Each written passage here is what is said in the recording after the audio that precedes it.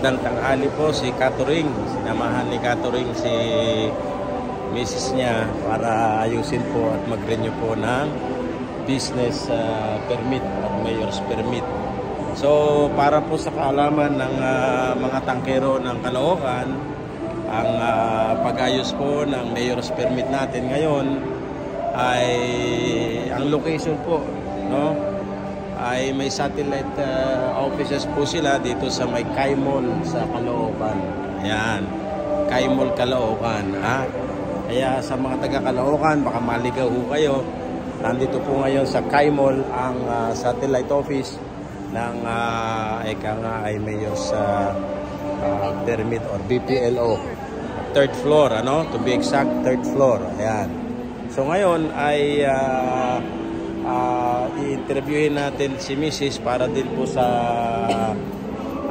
para sa kaalaman ng ating mga kasamang tangkero sa Caloocan. Okay? I-interviewin po natin siya. Mrs., pang ilang araw mo na ngayon nag-aayos ng mayor's permit dito sa Caloocan? 3 araw. Okay. Ano ang experience mo nung unang araw? Nung unang araw pala ko madali lang. Okay. Kasi walang tao. Okay, so kaya lang pabalik-balik dahil dun sa mga requirements na hiningi. Ayun, so ano ang hinahanap sa iyo sa pag-secure mo ng mayor's permit sa ating tangkihan? Yung 2023 na old mayor's permit. Okay, so hahanapin yung original. Apo, original. Hanapin yung original ng previous or old na mayor's permit mo. Magdala ng Xerox. Magdala ng Xerox. Okay, ano pa? Pati yung assessment. Yung tax bill at saka yung resibo. Tax bill at saka yung resibo. So parang sa ORCR lang, ano? So hahanapin yung resibo, yung original copy ng old na business permit mo, at saka yung tax bill. Ano yung tax bill na yun? Yung 2023. 2023. Okay, so para sa hindi na kayo pabalik-balik. Sa unang araw nyo pa lang, dali nyo na yung old copy na original ng mayor's permit, resibo, at saka yung tax bill. Okay, and then magdala rin ng Xerox. Yung bang original, kukunin nila? Hindi, Xerox lang. Okay. Tapos yung magpifill up ka na ng form. So, fill up ka ng form. Kailangan pag nag-fill up ka ng form, alam mo na kung magkano yung... Saan nga pala dyan? Sa anong opisina dyan ang pupuntahan mo? Meron naman siyang step na counter. Lalagyan, pupuntahan mo lang. Step 1, step 2, susundan mo lang. Okay, so may steps, may mga markings, may mga signage na nakalagay. Kasi hindi ako taga rito taga Quezon City ako. Okay, so and then pag fill up mo ng form, hingi ka ng form, pag fill up mo yung form na yon para dun sa pag-secure mo ng mayor's application. Okay. Fill up mo, kailangan alam mo na kung ilan yung iyong gross sales. Kailangan alam mo na yung declared gross sales mo. Para sa assessment. Para sa assessment. Mag-ingat kayo dyan, mga katangke. Huwag kayo masyadong galante dyan. Dahil alam na, pagka masyado kayong galante dyan, patay ang bulsa ninyo, mga katangke. After ng assessment, magbabayad ka na. Okay, so after ng assessment, magbabayad. Kukuha ka ng number. Siyempre, kukuha ka ng number. Para dun sa cashier. Para sa cashier. Magbabayad ka na. Okay. After mo magbayad, babalik ka dun sa kuha na ng number, kukuha ka na naman ng number para sa sedula. Ayun, kuha ka na naman doon pala ng sedula. Pagkatapos mo kumuha ng application form, ibibigay mo application form mo para sa... bago yung application form, bago yung assessment pala, meron ka pang babayarang insurance na 1,000 plus. Third party insurance. Third party insurance. 1,000 plus yun. 1,000 plus. Step by step naman yan, masusundan mo. Okay. Tapos, after mo ng sedula, pupunta ka na dun sa environmental, pupunta ka na dun sa sanitary, pupunta ka na dun sa environmental, sanitary, sa fire. Kaya kailangan yung mga certification mo na luma, dala mo. yun ang importante. Kasi yun yung hahanapin. Original plus Xerox ng lahat ng iyong mga certification. Okay. Tapos doon sa fire, magbabayad ka ng 140. Sa fire, magbabayad ng 140. Tapos after nun, di okay ka na lahat nun, babalik ka na dun sa receiving nila. Para dun sa including nila yung, kumbaga kung tapos ka na yung process. Pag tapos na yung process, ibibigay mo yung papel. Kaya ako na pabalik-balik kasi saka lang sinabi na kailangan pala ng DPSTM certificate. So, meron na tayo nun, mga taga-Caloocan, ha? Tapos, yung issuance na yun, may luma kayong DPS. Kaya lang meron pa DPSTM. Balik ako ngayon sa DPSTM. Pagdating sa DPSTM, ang requirement nila, marami na naman siyang list of requirement na hindi ko dala that time. Okay. Kaya bumalik na naman. Ayun, lesson na. Ang requirement nila, kung ikaw ay nagre-renta, contract of lease. Sa DPSTM nire-require. Sa DPSTM, sarili mong kung nagre-renta ka, kuha ka ng contract of lease. Kung sarili mong property, title. Kuha ka ng title. Kung walang title yung ano mo. Proof of ownership. Proof of ownership. Anong proof of ownership mo doon? Na ikaw ay squatter. Ayun. Tapos, isa pang requirement. Siguro yung yung barangay certification na ikaw ay kailangan din nila barangay certificate. Okay. Tapos, ipa-xerox mo na yung binayaran mo dun sa assessment. Kailangan nila yung copy nun. Yung payment mo, yung receipt. Papa-xerox yung pinagbayaran mo sa assessment. Ano ba yung kailangan nila? Yung picture ng iyong establishment. Picture ng establishment. Paano ang klase ng picture? Basta picturean mo lang yung harap tsaka gilid.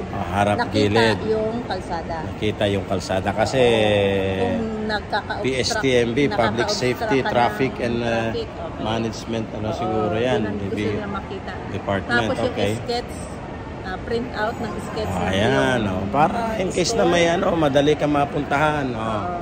Parang GPS lang yan prueba. Okay. Pwede naman sa Google Map. Print mo, yun lang yung sinabit ko. Ayun, sa Google Map take note. Pwede na sa Google Map. Print mo. Tapos, kung meron kang, kung ikaw ay representative lang, siyempre, authorization sa owner, tsaka yung ID ni owner. Katulad ko, ako nakapangalan dun sa Bigas. Si representative si Mrs. At saka yung ID ko. Yan. Tapos signature. Yun ang kailangan sa DPSTM. Yun ang kailangan sa DPSTM. Pagbalik mo doon, di okay ka na doon. Pagbalik ka na doon sa receiving ng papel mo kasi hawak mo na yung lahat ng dokumento mo. Pagdating mo sa receiving, hanapin nila yung LTO mo. At saka yung supplier certificate. Ayun, gugulo na naman yung utak ni Tangkero niyan. Sa LTO mo, since wala pa tayong certificate, okay na. Pinaliwanag ko naman na hindi pa nagre-release si DOE. Okay na yung resibo lang. Konting konting paliwanag. Paliwanag kasi mo. Ini-insist nila yung certificate. Na meron ng LTO. Yan. Since hindi pa naman nag-release si DOE, resibo lang. Tapos, yun lang, hindi nila tinanggap na resibo lang yung aking pinakita na ako ay authorized ni dealer or ni supplier. Ayaw nilang tanggapin. Kailangan talaga yung certification. Kaya yun ang binalik ko ngayon para isubmit yung mga Xerox copy ng supplier's certificate. Okay, mga kapatid, mga kasamang Tangkero, ulit natin. Sa DPSTM, nire-require ang inyong LTO. Ngayon, dahil wala pa naman tayong... Saan yan? Sa ano yun? Sa business permit na. Sa business permit na. Sa last step na yun. Sa last, sa receiving area ng business permit, hinahanap ang ating license to operate. Magsalita naman tayo niyan. Sana sa nakakaalam. Wala pa tayong certificate ng license to operate na galing sa Department of Energy. Ang meron palang ini-issue sa atin ay yung resibo. Resibo. Basta may dala kang resibo. Nandoon nakasulat yung mga brand yung mga brand na binebenta natin. Konting paliwanag po dyan dahil hindi naman nila alam yan. Hindi naman nila alam yan. Kaya papaliwanag po natin na hindi pa ini-issue ang LTO natin. So dahil doon, hindi nila ino-honor ng basta-basta yon, pinadadala sa inyo yung original and Xerox copy ng ating mga kontrata or agreement or certificate na inisyo ng ating mga brand supplier. Ayan. So luckily, lahat naman po yun ay naisubmit na ni Mrs. para sa aking bigas LPG store. Okay, ano na ang susunod na kabanata? Okay na yun. Pag na-submit mo na doon, maghihintay ka na lang ng text.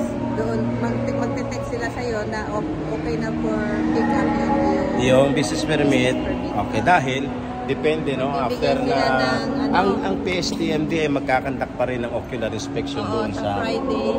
Siguro yun po yung last. Okay, so ayan mga katangke, at sana naman nakatulong muli si Katuring at ang kanyang misis sa pagbahagi po ng mahalagang impormasyon sa pagkuha po natin o pag-renew po natin ng business permit dito sa Caloocan area. North. So bago po ngawa-ngawa, bago po tayo sa ating mga kasamahang mga gulo-gulo ang utak dahil sa annual report, gawin po muna natin. Yan po ay obligasyon natin sa LGU. Magbayad po tayo at kumuha po tayo ng business permit. Okay? So magandang umaga at mabuhay po tayong lahat. So ayun nga po, yung ating naging activity kaninang umaga, sinamahan natin si Mrs. para mag-renew ng ating mayor's permit sa Caloocan, dahil yung isa nating outlet ay nasa Caloocan.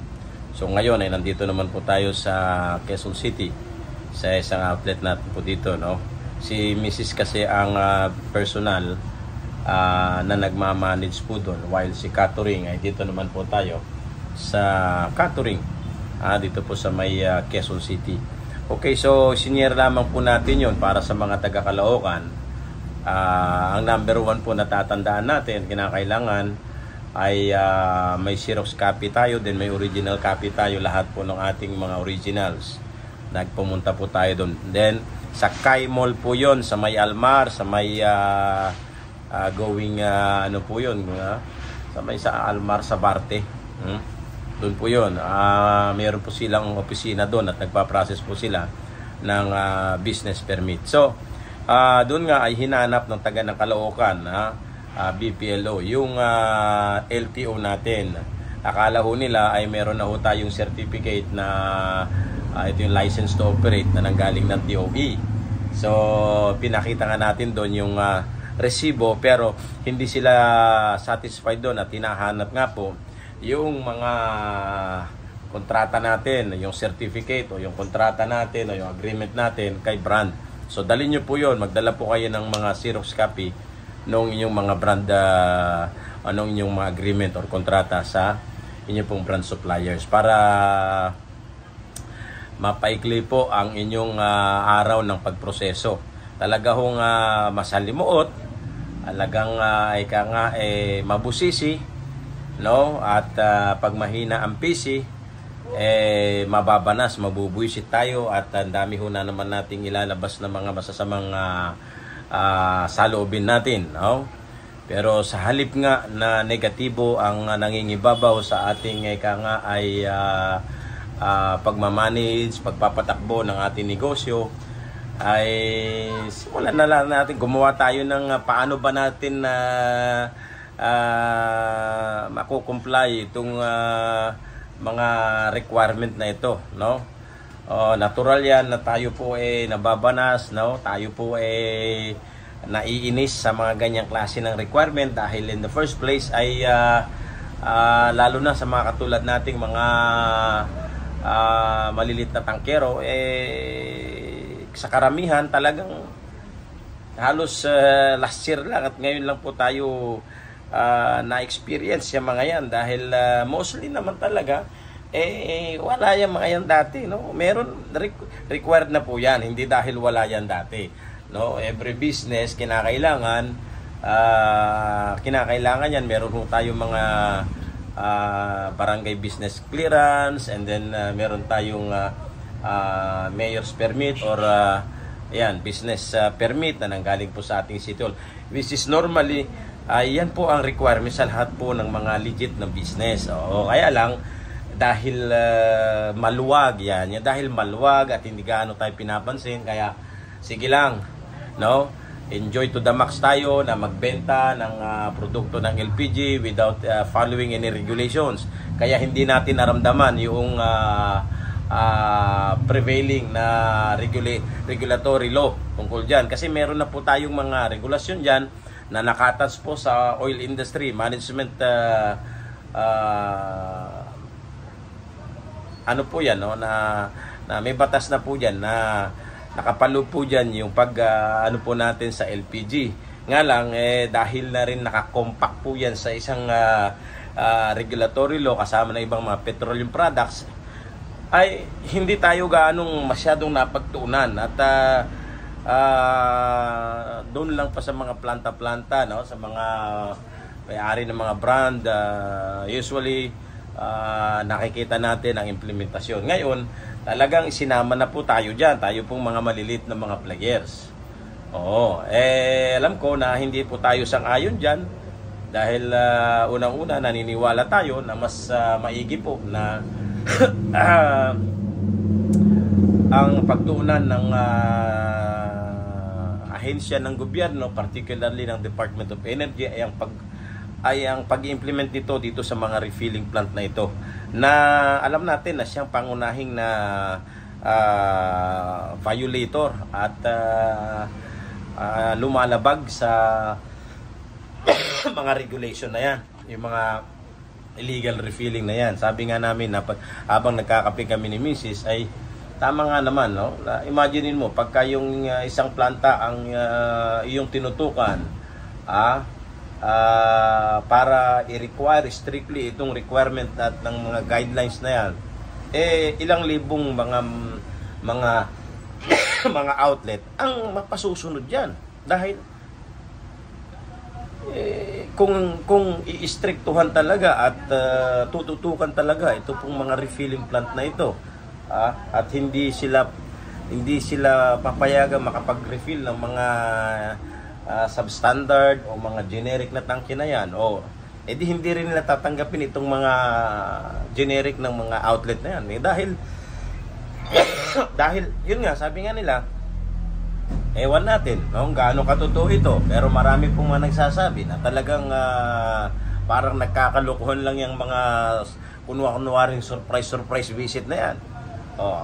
Na samantalang kung talagang sila tinututukan, patuloy pa rin, talamak pa rin ang generic na nagkalat dyan. Sino ba nagre-refill dyan? Okay? Sino ba nagre-refill dyan? Yung mga planta na yan, mga refilling plants na yan, yung mga walang sufficient na mga tangke na pinaiikot sa market. Dahil ang primary business nila is talaga itong planta na ito, na hindi naman namuhuna sa pagpapakalat ng mga tangke na yan. Okay? Kaya, Regasco, alam natin, Mr. Congressman Arnel T. At ganoon na rin sa iba pang mga malalaking organization ng LPG like the LPGRA at iba pang mga groups sa LPG industry ay please lang, no? Kung marami ho talagang madidisappoint, mamamatay ng mga legal na negosyo sa pag-LPG. Pagka ho naman hindi rin natin sila inalagaan at hindi natin pinoprotektahan by way of conducting yung talagang lehitimong pag-conduct ng raid. Hindi yung raid today, close today, open tomorrow. Bawal today, open tomorrow. Nako, talamak na naman talamak na talamak wala nang katakot-takot ito pong mga nagbebenta ng mga generic na yan, where in fact itong mga karinderya at ito pong mga restaurant ay instead na mga branded ang kanilang talagang naghahanap ng mga generic, no? Knowing na talagang mas mura. Dahil bakit nga naman hindi mas mura? Wala silang maintenance ng tangke. Diba? Pero yun nga po ang hinihiling natin, Ginoong Arnel T. Alam ko nakikinig ka. At Department of Energy, ito pong nag-i-implement po ng Republic Act 11592. Pakitulungan po, no, kaming mga lehitimong mga LPG outlet, no, na nagsusumikap na sundin ang inyong ang guidelines na nakapaloob sa. Alam po natin ang spirit ng batas na yan, no, para sa for the general welfare, particularly for the promotion of public safety. Nga lang siyempre in terms of business pinilit naman po ng marami na sumunod. Nga lang sa halip po na mabawasan parang wala lang, no, dahil nagtataka ka kung saan nagpapakirga ka itong mga to. Ilan lang naman ho rin yung mga refilling plant na yan Alam naman ho natin yan, kahit mga legal po yan, nandiyan sa may dito sa may Valenzuela, sa Bulacan, andyan ho yung mga yan nag-ooperate ho ng linggo, nag-ooperate yan ng mga gabi. Ano ba naman yan? So ang galing natin magsabi ng 11592, napakaganda, napaka-stricto. Pero sa kabila ng pagsasabi natin na stricto at talagang matindi na ang implementasyon nito, sa halip mas dumadami at nakikita natin pa rin po itong mga nagbebenta ng mga generic na ito. So tulungan niyo po ang maliliit na mga players po dito. At kami po ay nagsisikap po na magpaliwanag sa mga customer kung ano po ang advantage ng paggamit po ng mga tangke na kumpleto po ang mga technical informations. Paggamit ng mga tangke na mayroon talagang responsible sa pag-maintain nito, sa safety condition nito. Pero sa kabila nung sinasabi nga natin na talagang ang hirap tawag nito i-convince at justify na in terms lalo na sa kahit na mahal sana yan ang mabigat ho nun kung wala ho talaga yung mga generic na yan, regardless kahit mahal yan, bibilin ho nila yan kung talagang yun yung prevailing rate or prevailing price. Kung ang katapat naman yan kahit pa paano yung reduction ng risk na yan, reduction ng fire incident na yan, no? Anyway, shout out nga pala sa isa nating suki dito sa may Sabarte na kanina lang ay nakapagsalba ng posibilidad na malaking sunog. Gawa nga nung isa nating isang kapitbahay niyang nagtitinda di umano ng turon ay siguro dahil nagpanik hindi alam ang ginawa. Ito po ang ginawa ng kapitbahay niyang suki natin. Pinatay agad yung valve ng tangke without yung panic. Sabi ko nga wawalain dapat yan, dapat hindi ho tayo nagpapanik. Automatiko papatayin ho natin yun dahil yun po na doon po nanggagaling yung source. Pinatay nga niya, hindi naman niya nilayo, so dapat ilalayo ho natin yung tangke dahil kahit ho nakasara ho yan, kapag katupok na po yung isang lugar na nandun po yung tangke, wala hong ibang pupunta niyan, kundi sa sobrang init po niyan, sasabog din po yan. Ayan.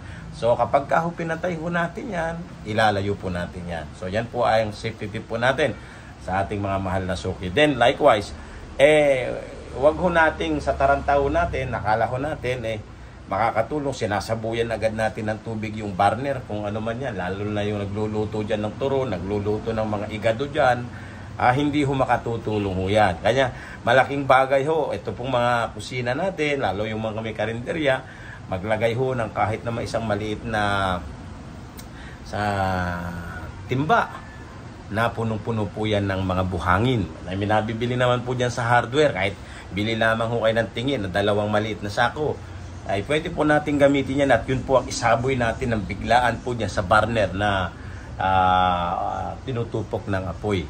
O yung ano na yan. Okay? Then, yun nga, at very good. Good action po yan. Natauhan yung isa nating customer na sabi niya, ayun, at bibili na rin po siya ng fire extinguisher. So, hindi ho dahil nagnenegosyo, no? Kundi malaking bagay ho na bibigyan din ho talaga natin ng tuon. Yung pong paano natin extinguish yung fire, paano natin i-counter yung fire. Okay, ano ang gagawin natin? So, isa na po dyan yung pag-invest po natin ng mga firefighting equipment or mga katulad ng fire extinguisher. Ano po? So, shout out po sa iyo, Mama Christine, dito sa may Sabarte ng Kulets. Kulets ba yan? Sorry, no? isang diyan kami bumili ng aming ay Christmas panghanda namin sa Christmas. Okay? So mga bila-bilao, masarap po magluto 'yan at garantisado po na malinis po 'yan. Okay? So sa mga hindi pa nakatapos ng annual report, actually hindi naman ako yung talagang gumagawa ng report na 'yan. Okay? Although nagbabasa lamang po tayo diyan, so yung may mga practical kaya naman nating ipaliwanag, pinaliliwanag natin. Where in fact, ang misis ko talaga ang hands-on sa paggawa po niyan. Kaya nung time na nabilis lang din ho naming na-submit po yan through online. No? At sa mga gusto naman po magtanong, wag niyo naman ho akong textin lang. Ano po? Kanya nga ho sinasabi ko sa inyo, mas lalo ho kayong masasagot. Tumawag na lang po kayo. No? Dahil napakahirap po na sasagutin lamang kayo ng mga ng text, no? Dahil pagkasama ko si Commander ay ibibigay ko sa kanya yung cellphone para sagutin niya mismo yung inyo po mga personal na katanungan pagdating po sa annual reporting. So pagtiyagan lang po natin yan, wala ho tayong magagawa. Sabi nga natin, we cannot fight City Hall. So meaning to say, all we have to do is sumunod po tayo. Sumunod po tayo. Alam ko na lahat po ay bago sa pagdating ng reporting na yan. Matututunan din po natin yan. Tinanong ko nga ating puting ahas sa Department of Energy kung may penalty. Sabi niya, better late than never. Mas mainam na maging late kaysa wala po tayong ma-submit.